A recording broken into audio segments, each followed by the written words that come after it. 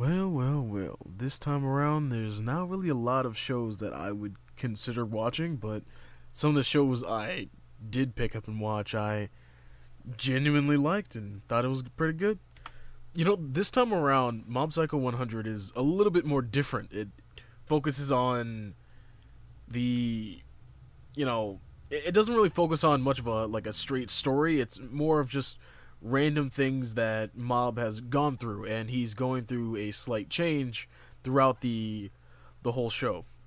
Now, one thing I like about Mob Psycho 100 2 and 1 is the fact that the art style is so I wouldn't say cartoony. It's not super fantastic girly-ish anime and super flashy and all that stuff. It's very the art style is very simplistic, but then when it comes to the fights and details in the show, it steps up a notch and looks really really badass and really cool.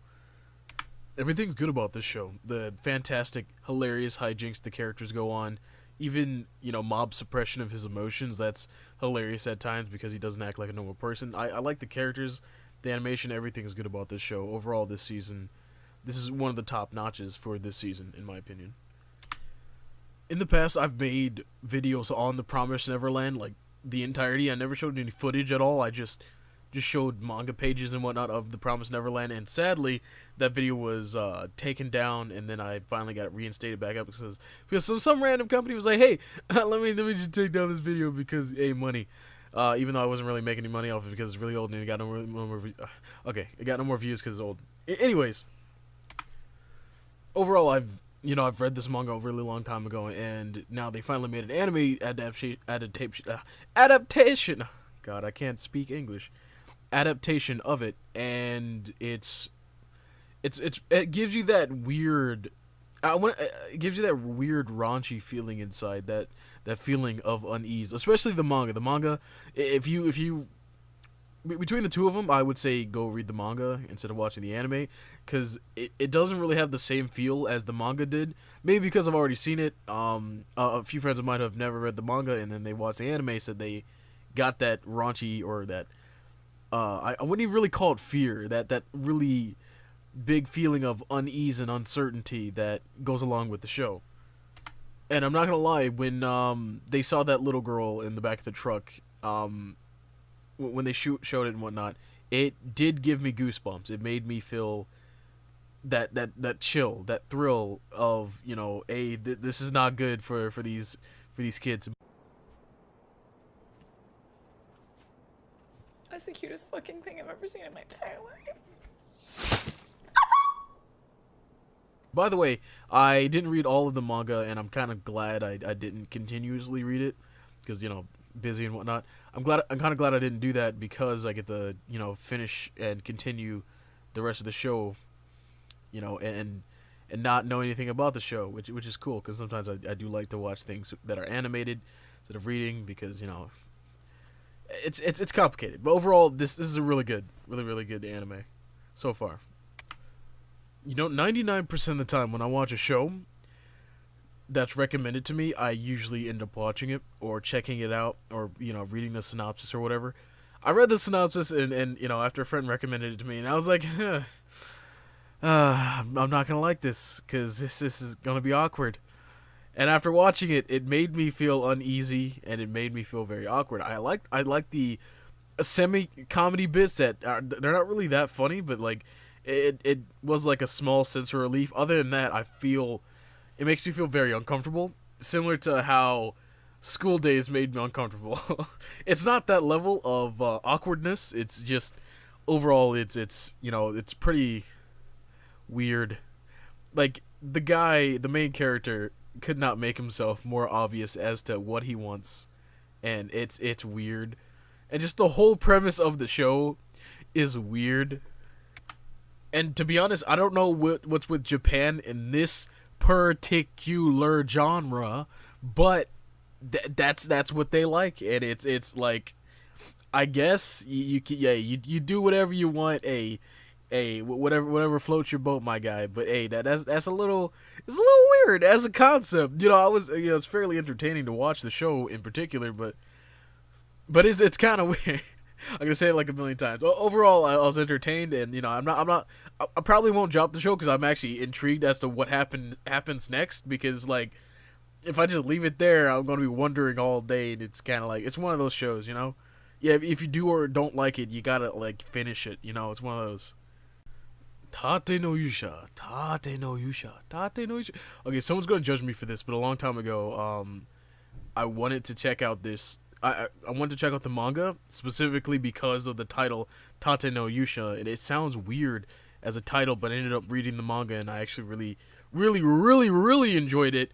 And the chapters come out really slow. We're talking about every 4 to 5 months there's a new chapter and whatnot, and I was really involved in this manga.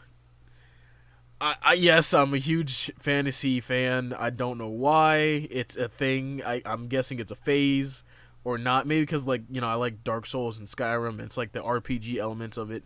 I kind of like Sword Art Online. No, but like this, yes. But overall with this show, to be honest, when I watched this show, it actually gave me more of the chills than the Promised Neverland. I don't know how, but maybe it was because the main character, it felt like something from the real world, something that can happen from the real world that's more realistic than normal in a fantasy setting, which isn't normal, I guess. But to be accused of what he was accused of doing is a scary thing because there's people in real life that have been accused of something that they didn't actually do, and they literally lose their job or all credibility, and people hate them for it. And that's a sad thing that could happen. Yeah, there's people who have done that stuff, and there's people who haven't. And to those people who haven't done that, I feel for them. And when I watched this show, I was like, oh god, that's pretty jacked up. Well, when I read the manga originally, but I was like, that's pretty dark. And now everybody hates the shield hero. They already hated him to begin with because he has a shield only, and then plus with this stuff added on, it's even scarier. Overall, from day one, I've been a really big fan of the shield hero and its nuances. It's really good. It's a really good show. The animation's good, the art direction's good, the story is good. Everything is good about it, in my opinion.